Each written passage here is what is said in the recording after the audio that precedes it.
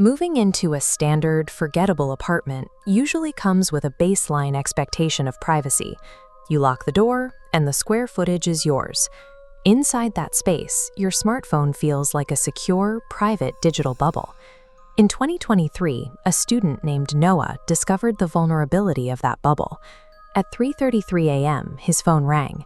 He ignored it, but the resulting voicemail was a recording of his own voice whispering a specific warning: "Don't answer tomorrow." Noah initially dismissed the event as a sophisticated AI voice cloning prank.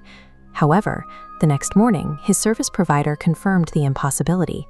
Their logs showed no incoming call, no voicemail data, and no record the number existed. Standard cellular traffic follows a traceable path through a carrier's network.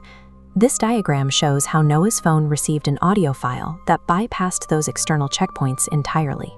The rogue signal originated from inside his own local network loop, bypassing every digital security protocol. This breach of digital logic indicates the first stage of a calculated psychological trap.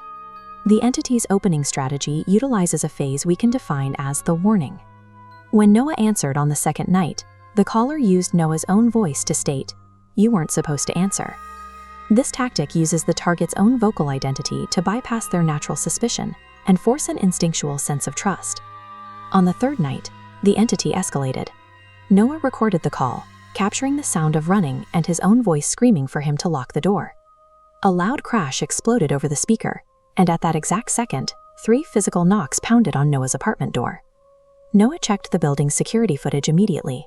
The video showed an entirely empty hallway. There was no intruder, and no one approached the door. Yet, the audio recording from the phone confirmed the physical sound of violent knocking occurring in real time. This paradox creates a total breakdown of Noah's reliance on objective reality. When physical evidence from his own eyes contradicts the audio evidence from his phone, the entity becomes the only provider of information he can react to. These warnings serve as a form of psychological conditioning. They were designed to ensure Noah was compliant and responsive for the entity's next move. On night 4, the entity initiated the lure. The voice shifted from a warning to a command, explicitly directing Noah to investigate apartment 307. Noah walked to the end of the hall and found Unit 307 vacant and unlocked. Inside the dark, furnitureless room, he found a single phone lying on the floor. It was ringing. As Noah approached, the screen displayed the caller ID, his own name. When he answered, a calm voice spoke. "You finally found it. It's where I hid." This moment activated the switch.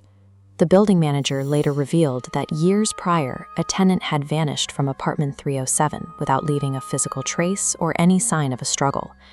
This timeline of the building's history shows a pattern of rapidly aborted leases. Following the disappearance, every new tenant reported 3:33 a.m. calls from their own numbers before immediately fleeing. Apartment 307 has remained permanently vacant since. The entity utilizes the empty apartment as a static hunting ground, using the location to identify and engage a compatible psychological match. Noah attempted to survive by removing himself from the environment. He moved out of the building that same day. 6 months passed without incident. The rules of normal reality seemed to have reset, providing Noah with a sense of security in his new location. That security vanished at 3:33 a.m. when his phone rang. He answered, and his own voice whispered, "Good. Now he knows where you live." As the call ended, a second phone began ringing from inside his new locked home. This is the doppelganger trap. By answering the phone, Noah provided a clean audio bridge. The entity used this connection to map and absorb his vocal identity. No longer anchored to apartment 307, it tethered itself to his device, transforming Noah into its mobile carrier. Escaping the physical apartment was irrelevant. Once the entity weaponized Noah's own voice to establish a connection, he carried the haunting away with him. If your phone rings at 3:33 a.m. and the screen displays your own name, would you answer?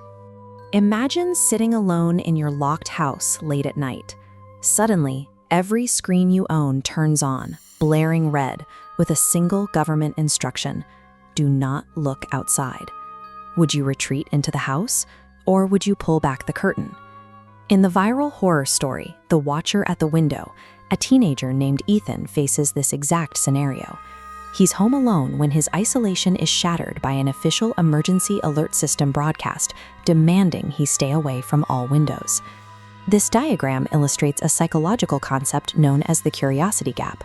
When the human brain detects a missing piece of information, especially when that information is intentionally restricted, it creates an almost irresistible cognitive itch. We are biologically wired to bridge the gap between what we know and what is being hidden from us. At this point in the narrative, Ethan is entirely safe. The doors are deadbolted. The storm is kept firmly outside. His technology serves as a comfortable, insulating barrier against the dark neighborhood. The true horror of the story's opening relies entirely on Ethan's own biology. The alert itself acts as the weapon. By explicitly commanding him not to look, the system guarantees he will eventually check the window. The hijack rapidly moves from distant televisions to the device that buzzes in your hand.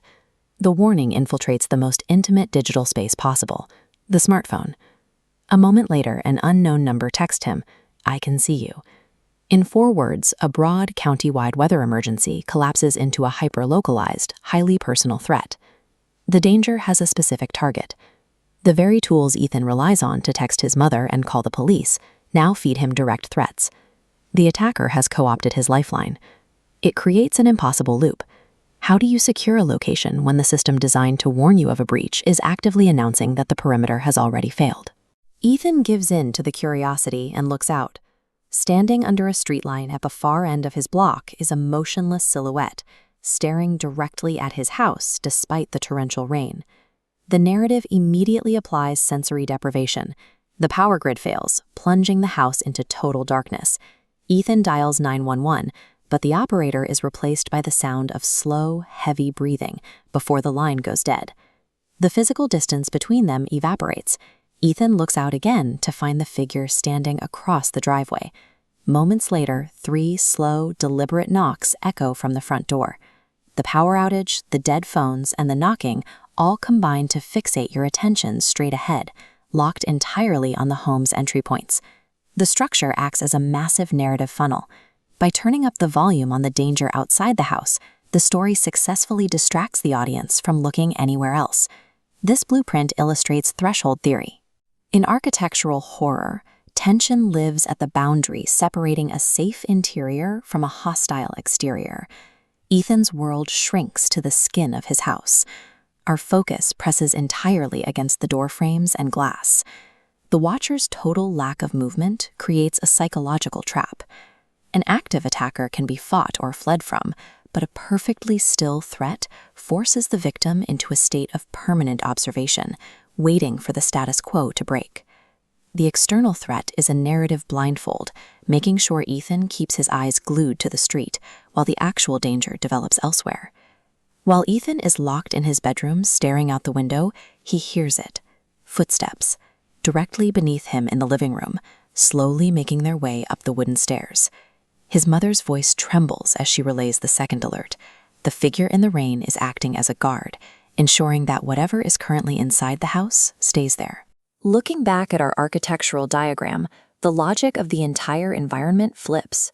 The safe zone and the danger zone trade places. The ultimate horror lands when the illusion of the sanctuary dissolves. Ethan securely quarantined himself inside a cage with the threat, mistakenly believing that locking the door provided safety. When the police arrive at 3 a.m., they find Ethan catatonic in his room. The home's alarm sensors verify 0 signs of forced entry. Nothing came in and nothing left. They pull the logs from the front door security camera, captured at the exact moment the first alert hit his phone. The image shows the motionless watcher in the rain, but visible through Ethan's living room window, standing right behind him, is another face, smiling. The story works by subverting our reliance on modern security. Ethan's deadbolts and digital sensors simply guaranteed he remained in close proximity to the entity already watching him from the living room. The watcher outside was just a sentinel, keeping him trapped in the room with the threat.